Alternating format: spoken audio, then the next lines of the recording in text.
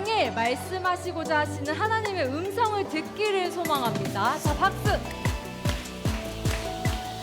저 먼 곳을 찌르면서 빛나는 무대 박수 없어도 소리 작게 큰 박수 없어도 나는 노래해 우리는 찬양해 나는 찬양해 꿈이 멀어 보여도 바퀴 돌고. 앞길이 캄캄해도 나는 노래해 우리는 끝까지 찬양해 우리의 작은 작은 음성에도 목소리라도 진짜 마음이면 돼 이해할 수 없어도 주님만 찬양해 사람들은 모른대. 사람들은 몰라도 주님은 아시니까 우리는 어디서든 어디서든 예배하며 주님만 찬양해 우리는 요셉처럼 찬양해 믿음으로 노래해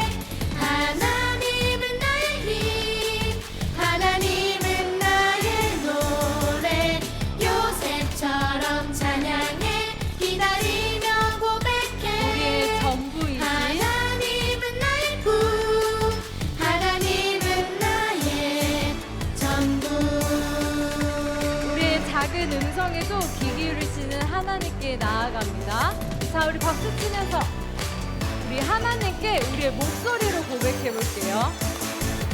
작은 목소리라도 진짜 마음이면 때로는 돼 이해가 안 가도 이해할 수 없어도 주님만 찬양해 사람들은 모른대. 사람들은 몰라도 주님은 아시니까 우리는 어디서든 어디서든 예배하며 주님만 찬양해 요셉처럼 찬양해 믿음으로 노래해 우리의 힘 하나님은 나의 힘 하나님은 나의 노래 요셉처럼 찬양해 기다리며 고백해 하나님은 나의 구 하나님은 나의 한 번 더 요셉 전부 요셉처럼 찬양해 믿음으로 노래해 하나님은 나의 힘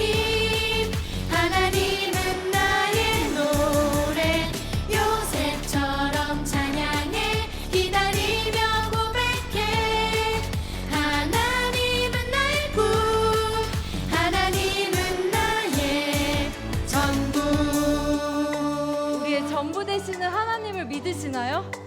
우리 믿는다면 큰 박수를 치면서 우리의 고백이 되기를 소망합니다. 자, 박수! 우리 멋지게 인사하는 거야. 자, 다시 박수.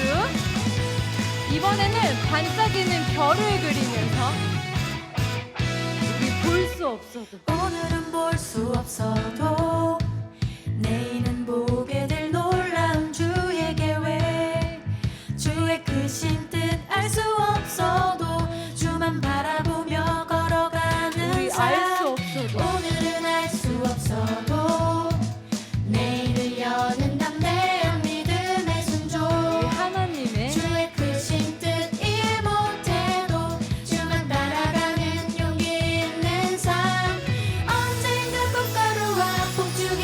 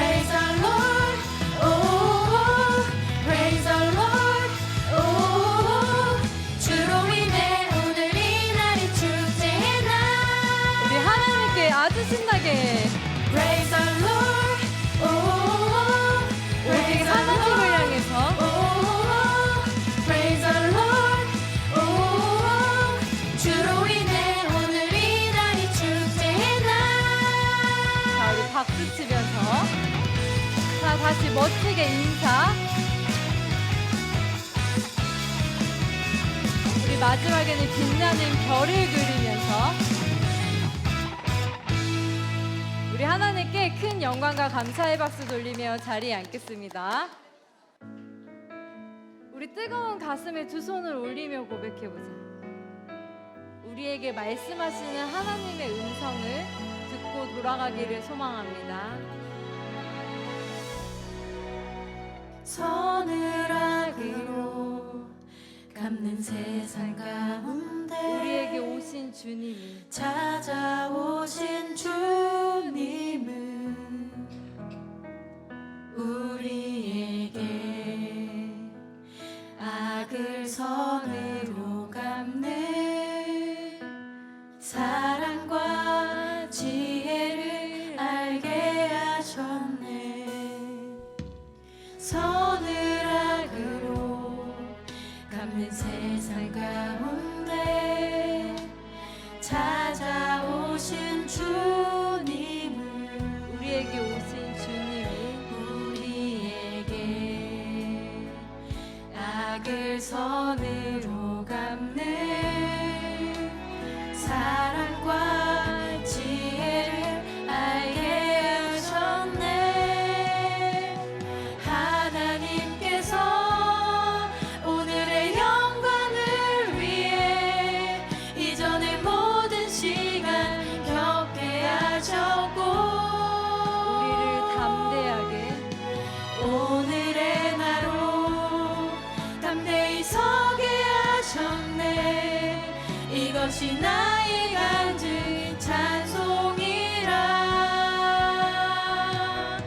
나의 나 된 것은 오직 하나님의 은혜라.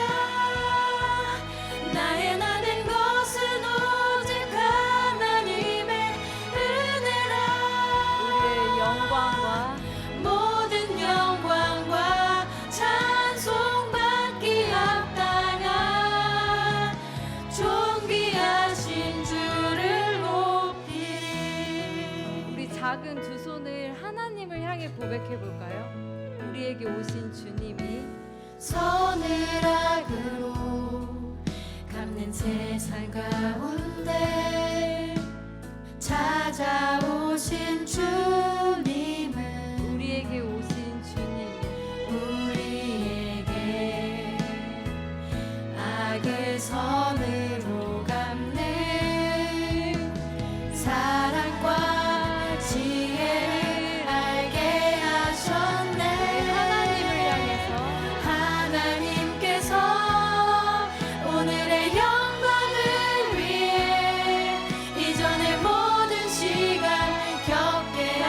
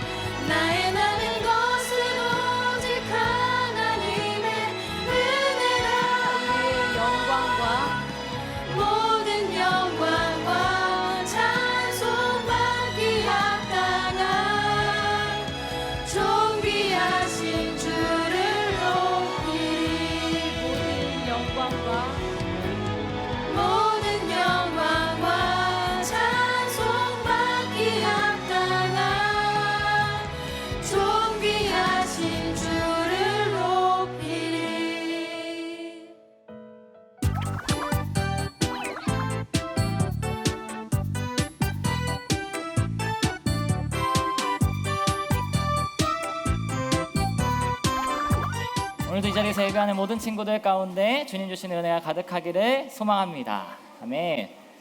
자, 우리가 지난주에 기도에 대해서 기도를 주제를 가지고 함께 말씀을 나눴습니다. 그래서 우리가 지난주에 말씀을 나눌 때는요, 우리가 왜 기도를 해야 하는지, 그리고 우리가 어떻게 기도를 해야 하는지에 대해서 함께 나누면서 우리가 매일같이 기도해야 함에 대해서 함께 말씀을 나눴어요. 그래서 전사님이 지난주에 우리 친구들에게 한 주 동안 하나님과 대화하면서 기도해보라고 했는데 한번 해봤나요? 네. 우리가 그렇게 매일같이 하나님과 함께 대화하면서 우리가 기도를 해야 돼요. 오늘 우리가 기도에 대해서 한 번 더 살펴보고자 하는데요, 오늘은 또 어떤 말씀 나누게 될지 우리 기대하는 마음으로 말씀 제목부터 함께 읽고 시작해 보도록 하겠습니다. 자, 준비 시작. 어떻게 해야 할까요? 어떻게 해야 할까요? 라는 제목으로 하나님의 말씀 나오도록 하겠습니다. 자, 우리 친구들은 누군가와 대화를 할 때 비유의 표현을 들어서 대화를 해본 적이 있나요? 뭐 해본 친구도 있고 안 해본 친구도 있는데, 우리 성경에 보면 사실 그 예수님께서 비유를 들어서 굉장히 많이 사람들에게 설명하고 이야기하는 모습들을 우리가 볼 수가 있습니다.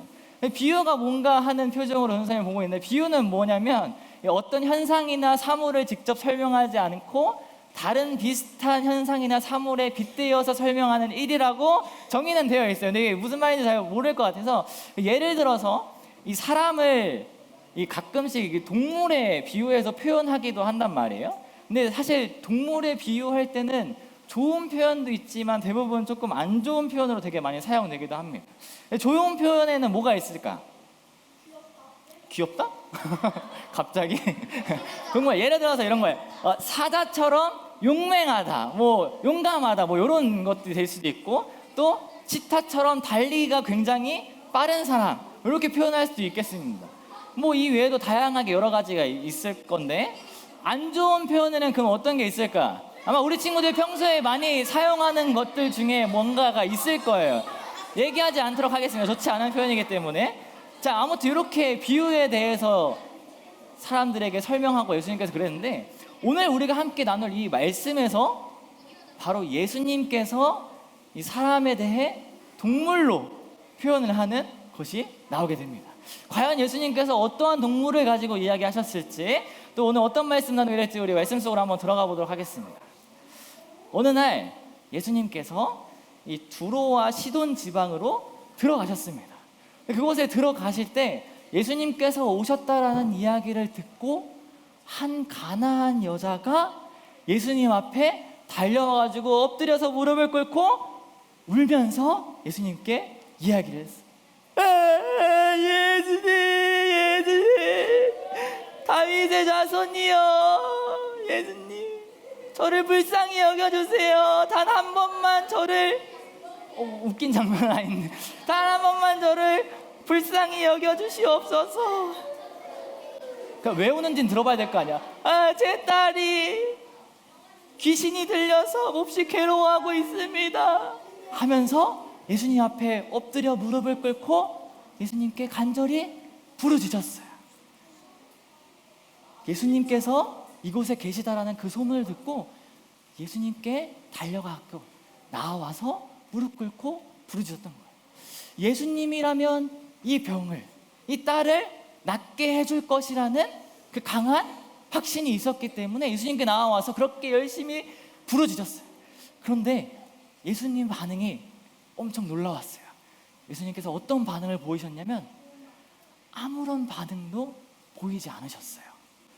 여인이 그 앞에서 엎드려서 무릎을 꿇고 그렇게 엉엉 울면서 크게 부르짖고 있는데 예수님은 한마디도 하지 않으셨어요. 그래서 계속 여인이 예수님께 부르짖게 돼요. 예수님, 한 번만 저를 불쌍히 여겨주세요. 그러자 옆에 있던 이 제자들이 예수님께 이제 이야기를 합니다. 예수님, 이제 그만 좀 우리 빨리 돌려보내시죠. 계속 우리를 쫓아오면서 이렇게 우리를 시끄럽게 하지 않습니까? 예수님, 그냥 좀 빨리 돌려보내시죠 라고 하면서 이 여인을 향해서 또 예수님을 향해서 제자들이 이야기를 했어요. 사실 이 제자들도요, 이 여인이 하는 이 소리를 별로 듣고 싶지 않았던 거예요. 왜냐하면 이 여인이 와가지고 예수님 앞에 엎드려서 부르짖는 요거를 원래 성경에 쓰였던 그 언어로 살펴보면 어떤 단어냐면 정말 듣기 힘들 정도로 절규에 가까운 소리침이었어요.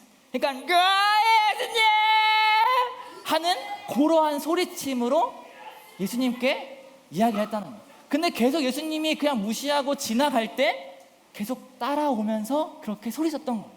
그러니까 제자들도 사실 그거를 조금 듣기 어려우니까 예수님 그냥 빨리 고치시고 그냥 보내주시죠 라고 하면서 이야기를 했던 거예요. 그러자 예수님께서 뭐라고 말씀하시게 되냐면 나는 이스라엘 집에 잃어버린 양 외에는 보냄을 받지 않았다 라고 이야기를 하십니다. 이게 갑자기 무슨 말이지? 쉽게 표현하면 이스라엘 백성들을 구원하기 위해서 나는 왔다 라고 이야기를 하시는 거예요.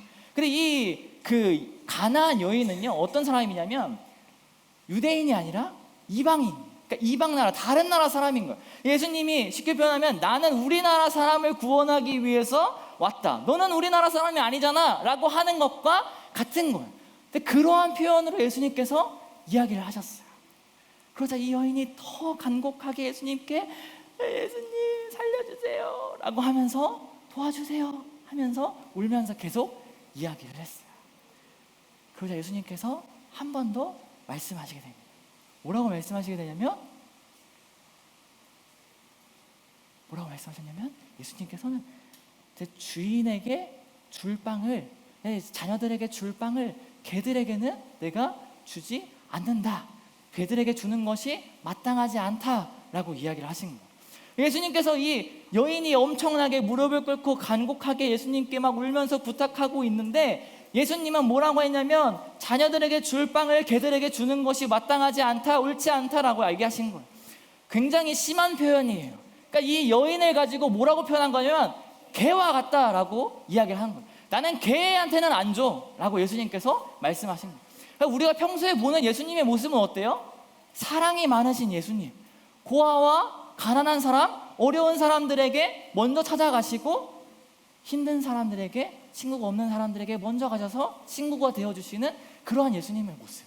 근데 우리가 평소에 알고 있던 그 예수님의 모습과는 너무 다른 모습인 거예요. 앞에서 열심히 막 간절하게 울면서 무릎 꿇고 막 외치는 그 여인을 향하여서 개와 같다라고 표현하면서 자녀들에게 줄 빵을 개에게 주는 것이 마땅치 않다, 너에게는 줄 게 없어 라고 이야기를 하시는 거예요. 그러한 가운데 이 여인이 더욱더 이야기를 하면서 울부짖으면서 뭐라고 이야기를 하게 되냐면 맞습니다 예수님, 그런데 주인이 먹고 흘린 그 빵의 부스러기를 개들도 먹습니다 라고 이야기를 한 거예요. 이게 무슨 표현이냐면 이 사람들이 빵을 먹잖아요. 빵을 먹다가 흘린 그 부스러기를 누가 먹냐면 개들이 와서 먹는다라는 거예요. 더 쉽게 표현하면 주인, 사람들에게 베풀 그 은혜에 남은 그 조금의 은혜라도 우리에게 베풀어 주십시오. 나에게 그 작은 은혜라도, 남는 그 부스러기 같은 은혜일지라도 나에게 그게 필요하니까 나에게 그 은혜를 베풀어 주세요 라고 이야기를 한 거예요. 그래서 예수님께서 뭐라고 말씀하시냐면 예수님께서 네 믿음이 크다, 내 소원대로 되리라 라고 말씀하시게 됩니다. 그러면서 어떻게 되냐면 예수님께서 그렇게 말씀하시자 그 딸의 병이 낫게 됩니다. 오늘 우리가 함께 살펴본 이 말씀을 통하여서 우리가 어떻게 기도해야 하는가에 대한 모습을 우리가 알 수가 있습니다. 우리가 어떻게 기도해야 하냐면, 우리는 어떻게 기도해야 되냐면 함께 읽어보도록 하겠습니다. 자, 준비 시작. 우리는 간절함과 믿음으로 우리는 기도해야 되는 거예요. 이 여인이 예수님 앞에 나와왔을 때 어떤 마음이 있었냐면 간절함이 있었어요. 예수님께서 그래서 이 여인을 향하여서 처음에 무시했어요. 대꾸조차 하지 않았어요. 응답조차 하지 않았어요. 그랬을 때 뭐야, 내가 듣던 예수님 소문과는 다르네 하고 그냥 갈 수도 있었어요. 두 번째, 예수님께서 개와 같다라고 표현했을 때 사실 굉장히 심한 말이잖아요. 근데 그러한 표현을 들었을 때에도 불구하고 이 여인은 계속해서 예수님 앞에 엎드려 울면서 부르짖었어요. 도와주세요. 한 번만 저를 불쌍히 여겨주세요. 하면서 예수님의 간절한 마음으로 예수님께 계속 매달리고 또 매달렸어요. 여인에게 있었던 그 마음은 무엇이었냐면 간절함이었어요. 내 딸이 낫기 위한 그 간절함 하나로 예수님께 나와서 그런 말씀을 들었을지라도 내 자존심과는 상관없이 내 딸이 나을 수만 있다면 예수님께 계속 간곡하게 부탁하는 그 간절한 마음이 우리 가운데도 있어야 됩니다. 두 번째는요, 이 간절함만 있었던 것이 아니에요. 이 여인에게는 무엇이 있었냐면 믿음이 있었어요. 이 예수님께서 이 여인의 말에 대해서 이 기도를 들어주는 것은, 이 딸을 고쳐준 것은 단순하게 간절함 때문만은 아니에요. 단지 이 여인이 너무나도 불쌍해서 그 기도를 들어주고 이야기를 들어줬던 것이 아니에요. 이 여인에게는 무엇이 있었냐면 믿음이 있었기 때문이에요. 예수님이라면 반드시 내 딸을 고칠 수 있을 것이라는 그 믿음이 이 여인에게는 있었기 때문이에요. 그래서 예수님 앞에 그렇게 먼 거리를 달려와서 무릎 꿇고 계속 붙들면서 예수님을 계속 딸을 낫게 해달라고, 불쌍히 여겨달라고 기도했던 거예요. 외쳤던 거예요. 그 마음이 있었던 거예요. 간절함과 믿음. 이 간절함과 믿음이 우리 가운데도 있어야 됩니다. 우리가 기도할 때에도 우리 가운데 이 간절함과 믿음이 있어야 돼요. 혹시 우리 친구들 기도할 때 하나님, 이거 뭐 들어주시면 좋고요, 안 들어주시면 말고요. 혹시 우리가 또 기도할 때 하나님, 이게 될지 모르겠는데 내가 이 기도하는 게 들어주면 좋겠어요. 하나님, 여기가 좀 아픈데 이게 나을 수 있을까요? 하나님 하실 수 있겠죠? 라는 그러한 마음으로 우리는 기도해서는 안 돼요. 우리의 마음 가운데 있는 그 기도 가운데는요, 이 간절한 마음 플러스 믿음이 있어야 돼요. 예수님이라면, 하나님이라면 나의 기도에 응답할 수 있어요. 나의 이 기도를 들어줄 수 있을 거예요. 라는 그 믿음이 먼저 우리 가운데 있어야 돼요. 의심이 아니라 하나님 할 수 있을까? 내 병이 나을 수 있을까? 하는 그러한 의심이 아니라 확신 가운데 믿음을 가지고 간절한 마음으로 예수님께 기도하며, 하나님께 기도하며 나아가야 된다는 거예요. 사랑하는 친구들, 바라기는 먼저는 우리가 이 여인과 같이 간절한 마음으로 예수님께 기도함으로 나아가는 친구들 되기를 소망합니다. 또한 우리가 의심이 아니라 확신을 가지고 믿음을 가지고 예수님을 붙들고 기도하는 친구들 되기를 소망합니다. 간절히 바라기는 우리가 간절함과 이 믿음을 가지고 예수님께 기도함으로, 또 하나님께 기도함으로 나아갈 때 우리의 기도가 현실이 되고 응답이 되는 삶을 살아갈 수 있는 우리 모든 친구들 되기를 주님의 이름으로 축복합니다. 기도하도록 하겠습니다. 사랑과 은혜가 많으신 하나님 아버지, 오늘도 귀한 하나님의 말씀 듣게 해주심에 감사드립니다. 오늘은 어떻게 해야 할까요? 라는 제목으로 하나님의 말씀을 나누었습니다.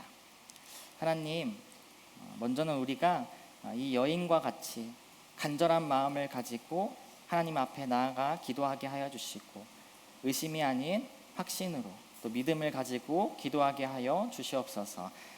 그렇게 간절함과 믿음으로 기도함을 통하여서 기도가 응답되고 또 우리 삶 속에 기도가 현실이 되는 삶을 살아가게 하여 주시옵소서. 또한 매일같이 기도하는 또 기도의 삶을 우리가 살아가는 우리 모두가 되게 하여 주시옵소서. 그렇게 하실 우리 주님 기대하오며 이 모든 것 우리의 영원한 생명 되신 예수님의 이름으로 기도합니다. 아멘. 하늘에 계신 우리 아버지, 아버지의 이름을 거룩하게 하시며 아버지의 나라가 오게 하시며 아버지의 뜻이 하늘에서와 같이 땅에서도 이루어지게 하소서. 오늘 우리에게 일용할 양식을 주시고 우리가 우리에게 잘못한 사람을 용서하여 준 것 같이 우리 죄를 용서하여 주시고 우리